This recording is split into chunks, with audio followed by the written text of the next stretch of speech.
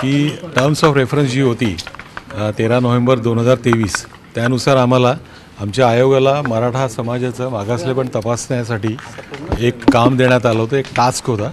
ते काम आम्ही आता पूर्ण केलं आहे आणि ते काम जे पूर्ण केलं ते या अहवालामध्ये नमूद आहे आणि त्यानुसारच आम्ही आता हा अहवाल दिलेला आहे. अहवाल आता काय दिला आहे किंवा त्याच्यामध्ये काय रेकमेंडेशन्स आहे हे सांगण्याचा आमचा अधिकार नाही आहे. तो आम्ही आता माननीय मुख्यमंत्री साहेबांना सुपूर्द केलेला आहे आणि त्यांनी जसं सांगितलं तर ती प्रक्रिया अवलंबून पुढे त्याच्यावरती योग्य ते निर्णय घेण्यात येतील. सर, किती वेळ हा अहवाल बनवण्यासाठी लागलेला आहे? किती नोंदणी? याचं काम तर कसं आहे की म्हणजे हा पूर्ण विषय जो होता हा गेल्या 1 ऑगस्ट 2023 पासूनचा हा विषय, त्याच्यावर काही ना काहीतरी कुठलं ना कुठलं तरी काम सुरू होतं. पण प्रत्यक्षात जे काम सुरू झालं ते सर्वेचं काम होतं. ते 23 जनवरी पासून शुरुआत झाली. 23 जनवरी ते 31 अमृत नोनी आर्थो प्लस, ये एक प्रूवन फॉर्मूला है. इसमें मौजूद नोनी फल के गुण और आयुर्वेदिक जड़ी बूटियां शरीर को जरूरी पोषक तत्व देने के साथ साथ हड्डियों और जोड़ों के घिसने, उनमें होने वाले सूजन और दर्द को रोकने में मदद करता है. दर्द मुक्त जीवन के लिए अमृत नोनी आर्थो प्लस पर्यंत होतं आणि नंतर आम्ही आणखीन 2 दिवस वाढवलं कारण याचा जो आवाका होता आणि जी व्यापकता होती तर ती पाहता एवढं याला थोडा टाईम जास्ती देणं आवश्यक होतं.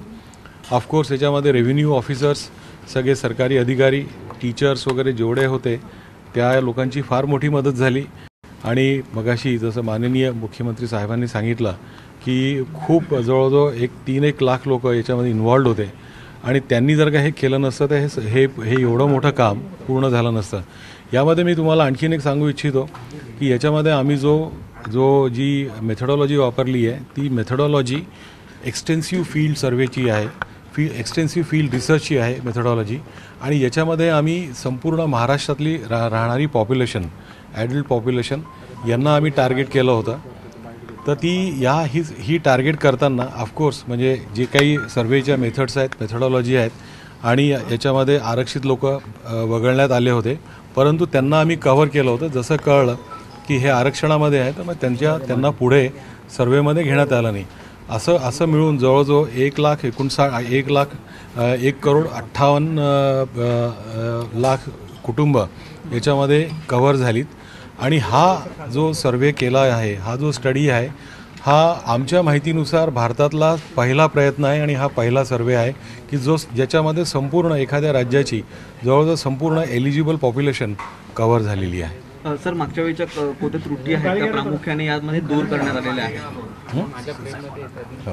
सर, मागच्या वेळेच्या कोणत्या त्रुटी आहेत त्या प्रामुख्याने याच्यामध्ये दूर करण्यात आलेल्या?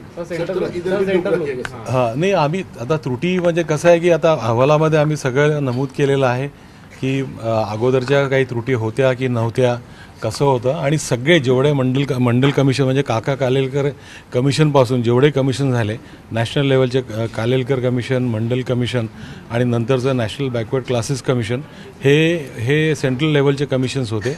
आणि महाराष्ट्रातले जेवढे कमिटीज झाल्या त्यांचे अहवाल पण आम्ही तपासले, ते बघितले. त्याच्यामध्ये त्यांनी काय रेकमेंड केलं, त्यांनी कुठली मेथडॉलॉजी होती हे पण झालेलं आहे.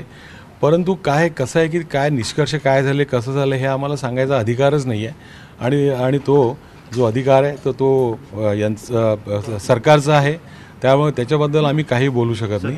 आणि मी जे आत्ता तुम्हाला सांगितलं हे एक्झॅक्टली टर्म्स ऑफ रेफरन्सनुसार आहे. म्हणजे जे आम्ही कार्य केलेलं आहे म्हणजे हे कमिशन्सचं वगैरे तपासणं वगैरे हे टर्म्स ऑफ रेफरन्समध्ये, आणि टर्म्स ऑफ रेफरन्स ह्या ऑलरेडी पब्लिक डोमेनमध्ये आहे. म्हणून मी तुम्हाला सांगितलं. पण अहवालामध्ये काय आहे याच्याबद्दल आम्हाला सांगायचा काहीही अधिकार नाही आहे, तो राज्य सरकारचा आहे. मराठा समाज मागास आहे का हे तपासणं या आयोगाचं काम होतं, सर्वेक्षणाचं काम होतं. मात्र आता कुणबी प्रमाणपत्र ज्यांना मिळालेले आहेत त्यांना हे आरक्षण या त्याच्याबद्दल मी कुठलंही भाष्य करू इच्छित नाही कारण आम्हाला तो अधिकार नाही आहे. आम्ही पुन्हा सांगतो की हा अधिकार आम्हाला नाही आहे. आम्ही जे काही कार्य केलं ते सांगितलं आणि ते कार्य आता आमच्या अहवालामध्ये तुम्हाला दिसेलच. तो योग्य काळामध्ये सरकार त्याच्यावरती जो काही निर्णय घेईल त्यानुसार तुम्हाला पुढील माहिती मिळेल.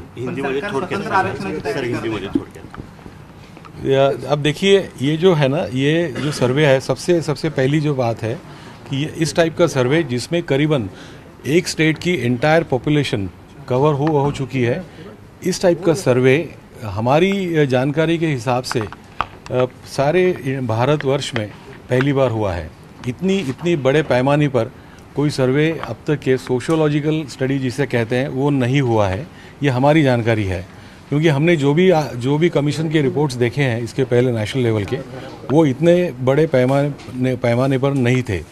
अब ये हो सकता है कि किसी राज्य में इससे भी बड़ा सर्वे हो सकता है, पर हमारी जानकारी में इतना बड़ा सर्वे नहीं है। और इसके लिए जैसे हमने कहा कि इसमें बहुत बड़ी मशीनरी इसमें लगाई गई थी, जिसमें करीबन 3 से 4 लाख तक लोग इसमें इन्वॉल्व थे। रेवेन्यू के ऑफिसर्स थे, डिफरेंट एजुकेशन डिपार्टमेंट के थे, टीचर्स लोग थे, जो भी अवेलेबल थे वो लोग थे, उनको सबको ट्रेनिंग दिया गया था। और वो ट्रेनिंग देके और वो बाय गॉड्स ग्रेस वो उन लोगों ने सब ने अच्छा काम किया। दूसरी बात है, इंटरनेट भी अच्छे से काम किया। और जो एप्लीकेशन था, वो एप्लीकेशन में भी जो भी हमने थोड़ा बहुत इनिशियल जो टीदिंग ट्रबल्स कहते हैं, तो वो टीदिंग ट्रबल्स आए थे, पर वो भी हमारे एक्सपर्ट टीम ने, रेवेन्यू ऑफिसर्स के एक्सपर्ट टीम ने और NIC के ऑफिसर्स ने वो दूर किए।